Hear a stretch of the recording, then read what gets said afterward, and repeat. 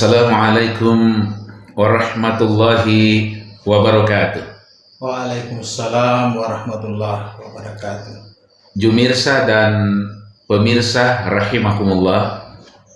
Hari ini satu kehormatan lagi bagi saya, karena ini orang penting di daerah yang datang di ruang podcast ini. Beliau ini adalah asisten tapi rasa bupati. Karena hampir lebih dominan itu mewakili bupati di setiap acara-acara resmi. Biasanya acara-acara pembukaan, acara apa, selalu beliau yang mewakili. Dan memang ya tidak bisa dipungkiri beliau biasa tampil itu, kita sudah biasa membayangkan bupati kayaknya ini.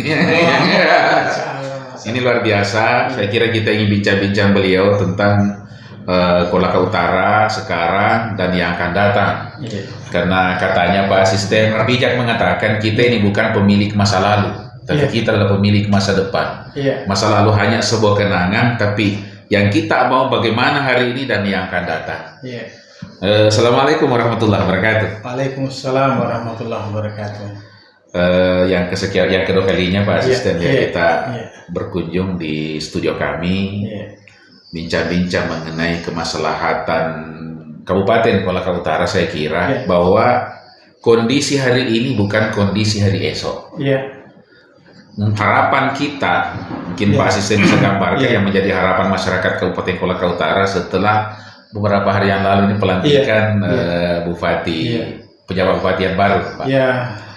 Alhamdulillah, terima kasih. Kembali saya bertemu dengan Jumirsa melalui media ini. Saya berpikir bahwa Bapak Parindrini dengan berbagai informasi dan telepon dari masyarakat merasa puas. Saya lanjutkan bahwa berdasarkan diskusi saya dengan PJ yang baru dilantik, bahwa momentum pembangunan yang telah dilakukan oleh sebelumnya, baik oleh Pak Bupati Pak Rusda Mahmud, kemudian Pak Nur Rahman Umar, semua pemerintahan itu sifatnya gayung bersambut, saling melanjutkan apa yang sudah dilakukan. Nah, persoalan mungkin ada perubahan.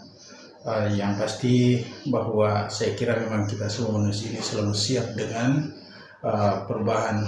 Beberapa hari yang lalu saya punya statement bahwa dunia ini penuh dengan perubahan.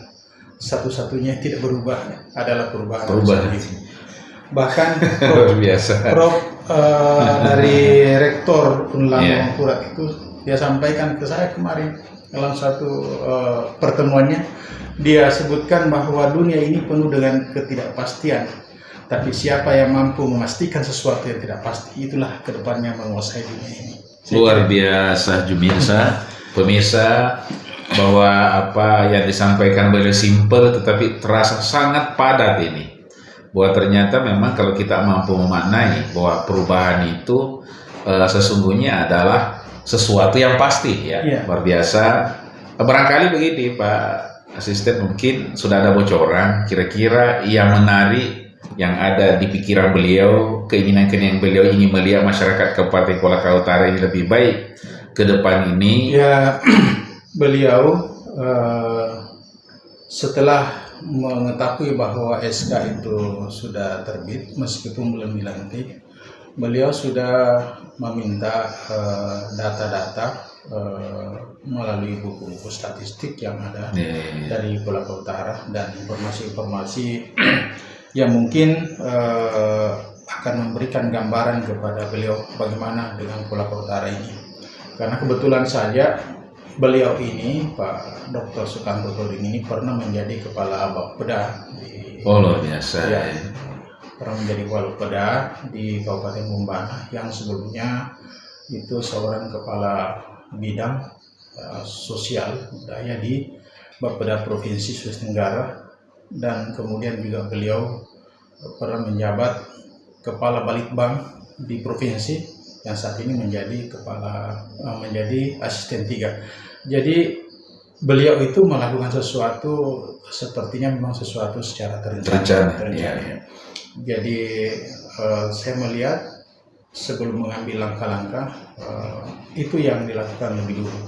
Dan dengan mengetahui kondisi real atau kondisi existing Kolaka Utara ini, sudah ada beberapa hal yang sudah dia bocorkan kemarin seperti di wawancara beliau di TV Sutra, bahwa berdasarkan juga ini juga berkaitan dengan pembekalan dari Kemendagri. Indonesia saat ini kan dilanda dengan isu inflasi yang tinggi, itu yang tentu sampai kepada daerah, dan daerah tentu itu yang menjadi salah satu lokusnya bagaimana agar inflasi ini tidak terlalu jauh. Kemudian yang kedua, beliau tahu basis bahwa Sulawesi Tenggara ini penyandang predikat penduduk miskin ekstrim yang cukup tinggi. Dan juga itu adanya di Kolaka Utara lah yang kalau tidak salah ranking 2 tertinggi di Sulawesi Tenggara berdasarkan data yang ada. Meskipun sebenarnya itu setelah kami coba menelisik masuk ternyata tidak seperti apa itu akan dibenahi, dan itu menjadi lokusnya untuk mengurangi atau bahkan menghapuskan angka kemiskinan ekstrim itu. Kemudian yang ketiga itu berkaitan dengan stunting. Stunting ini adalah masalah nasional yang juga terjadi di daerah kita. Bahkan beliau sampaikan sungguh sangat ironi, di daerah yang kaya dengan sumber daya alam, di daerah yang kaya dengan tambangnya, tapi masyarakatnya kok bisa ada yang ini Sulawesi Tenggara secara umum kok terserang penyakit atau terserang data stunting, sehingga itu menjadi lokus beliau ini dalam hal berskala nasional. Kemudian beliau juga sampaikan tentu akan melanjutkan momentum pembangunan yang seperti awal tadi dirancang oleh bupati-bupati DPD dan PJ yang sebelum beliau. Ada hal yang menarik lagi, salah satunya kemungkinan mudah-mudahan bisa diwujudkan ini, ada satu program khusus dari beliau dan ciri khas yang dikatakan bahwa ciri khas, saya kira Kolaka Utara itu kan Kabupaten Madani. Ada mungkin nanti program suara di balik surau. Suara di balik surau.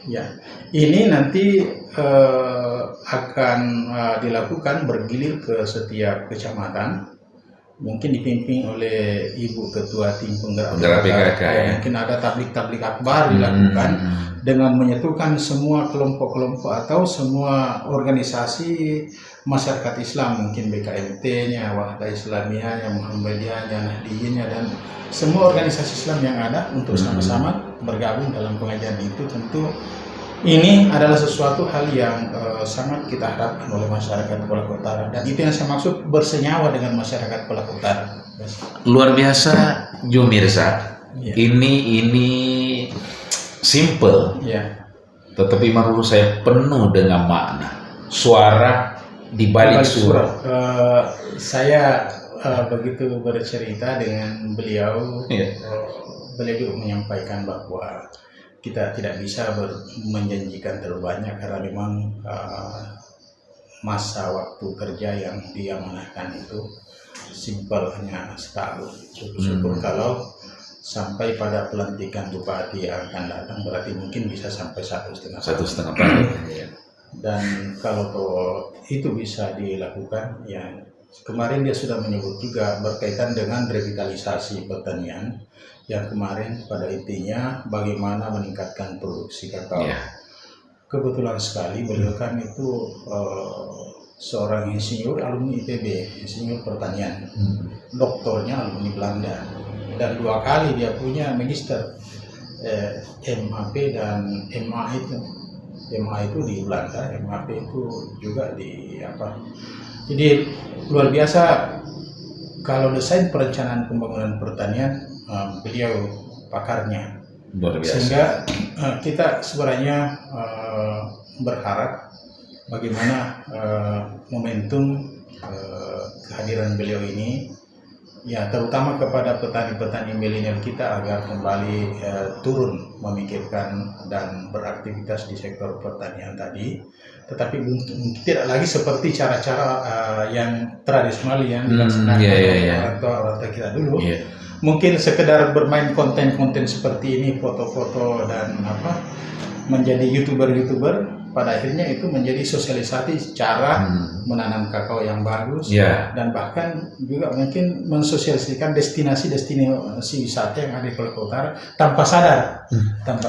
Ya, menarik sekali Pak Asisten. Begini, justru ketika menyebutkan seperti dulu, sekarang ini kan dunia kita memang berbeda dengan yang dulu. Yang dulu itu kalau kita mau berkomunikasi, saya kira harus satu tempat.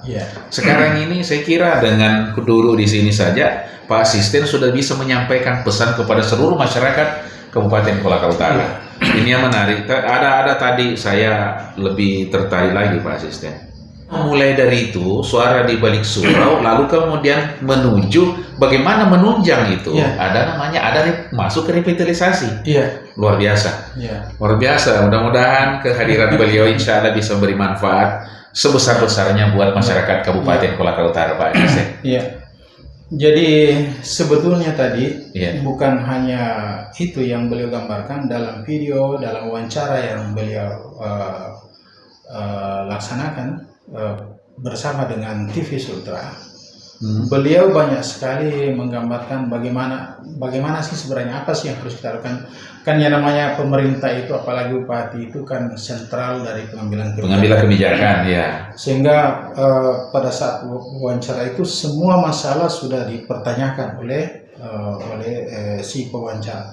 Saya memperhatikan kontennya yang luar biasa. Tugas beliau adalah bagaimana mengamankan suasana atau mewujudkan suasana yang kondusif untuk terselenggaranya pemilihan umum yang sebentar lagi akan berjalan. Juga begitu dengan pemilihan gubernur dan pemilihan kepala daerah. Nah, itu menjadi tugas yang mereka emban berdua. Hanya yang saat ini sudah masuk dalam timing. Baik. Kita ini seringkali sebetulnya sudah melenceng, sudah jauh dari kondisi yang sebenarnya, sudah keluar dari koridor, tapi seolah-olah kita benar karena hanya persoalan istilah.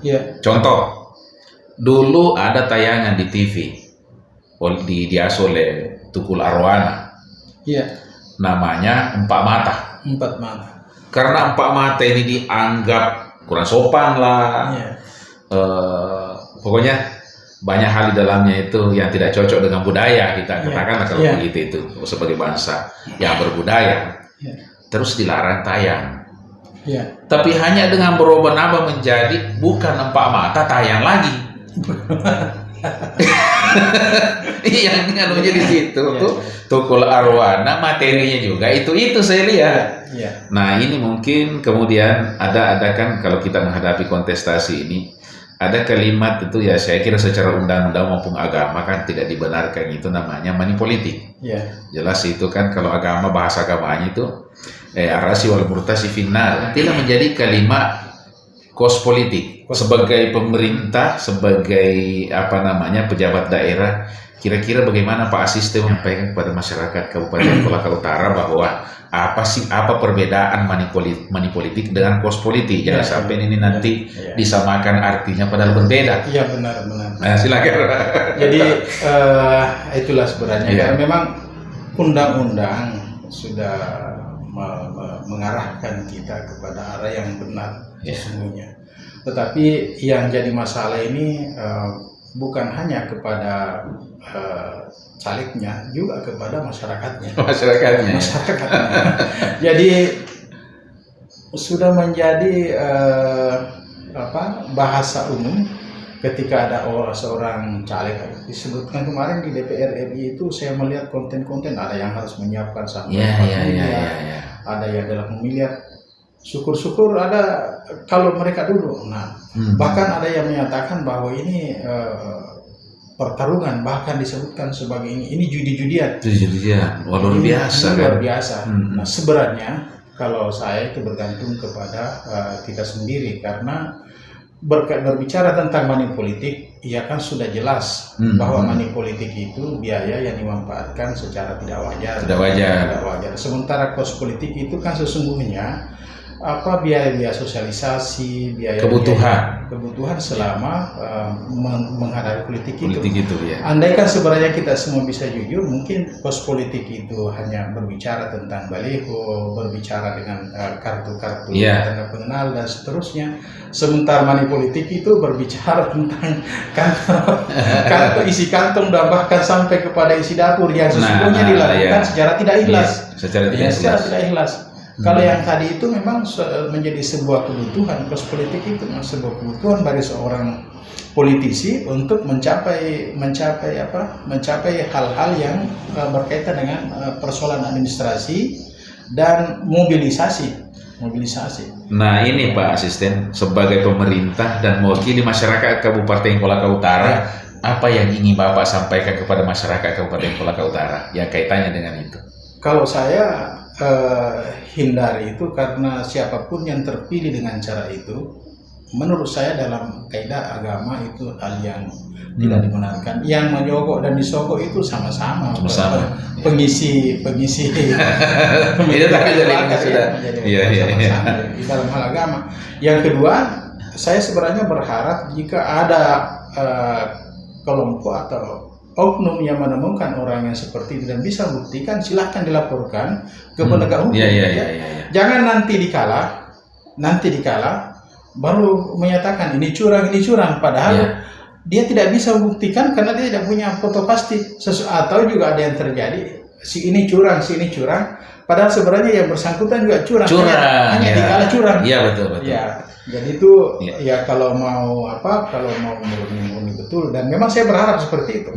Saya berharap kepada seluruh masyarakat di Kolaka Utara jangan lagi memilih seorang karena duitnya. Ingat, ada kekhawatiran kita ke depan. Setelah orang-orang yang hanya mengandalkan uangnya ini duduk, maka di legislatif dia berusaha untuk mengembalikan. Terus terang Pak Asisten, kita sudah terjebak dengan kalimat membenarkan kebiasaan, tetapi kita tidak berusaha membiasakan kebenaran. Karena ini kan sudah menjadi kebiasaan, sudah menjadi budaya, hampir merata. Saya kira kalau persoalan ini diceritai, ini semua orang mengatakan iya dan tidak boleh tanpa itu. Ini kan merubah mindset ini yang perlu memang kita. Saya kira pencerahan-pencerahan seperti ini perlu. Ini yang saya melihat juga, ada kekhawatiran saya akan sangat bermasalah ke depan. Anak-anak kita sekarang sudah banyak terkontaminasi dengan zat-zat adiktif, juga dengan judi online. Nah, ini ada kekhawatiran ke depan. Jadi si anak muda ini diberikan apa saja pasti mereka terima. Kalau beliau terima dan uang itu diarahkan ke sesuatu yang positif, saya kira tidak ada masalah. Tapi kalau uang itu dimanfaatkan ke arah yang negatif, maka kita sudah menjadi dosa yang berlipat ganda. Ada berbagai upaya Pak Asisten ini untuk mencoba membenahi sistem ini menjadi lebih baik lagi. Hanya ingin kita ini hidup bahagia di dunia dan bahagia di akhirat, saya kira. Nah, mungkin ini memang perlu Pak Asisten, kan kita bagaimana anggaran kita itu betul-betul mengarah kepada hal-hal yang kepentingan yang sangat urgen untuk masyarakat, termasuk misalkan kegiatan-kegiatan yang bisa mungkin menyadarkan masyarakat. Kalau dulu kan masih ingat mungkin ada namanya tempa ya. Dulu zaman-zaman dulu itu waktu masalah untuk bagaimana pengamalan Pancasila itu. PMDP 7 seterusnya. Ada butir-butir Pancasila yang diajarkan kita sejak kita di SD itu, bagaimana kita ini sebetulnya menjiwai itu. Nah sekarang kan nyaris itu tidak ada. Nah sementara memang dengan tidak bisa membendung media yang sedemikian, saya hanya mengatakan bahwa saya bersyukur karena apa yang akan dilakukan sebentar ini, suara di balik surau sebetulnya itu yang kita harapkan memang. Saya kira Pak Asisten, mungkin selalu kita berharap bahwa lain saat kita berjumpa lagi. Ya. Tapi sebelum kita mengakhiri, barangkali ada pesan-pesan kepada masyarakat. Prof. Mansurambi menyampaikan bahwa jika ingin mendapatkan kejayaan di dunia ini, ada 5 keterampilan yang harus dimiliki oleh setiap orang. Yang pertama, initiative skills. Jadi dia harus cerdas dalam berinisiatif. Ya. Jadi kemudian yang kedua,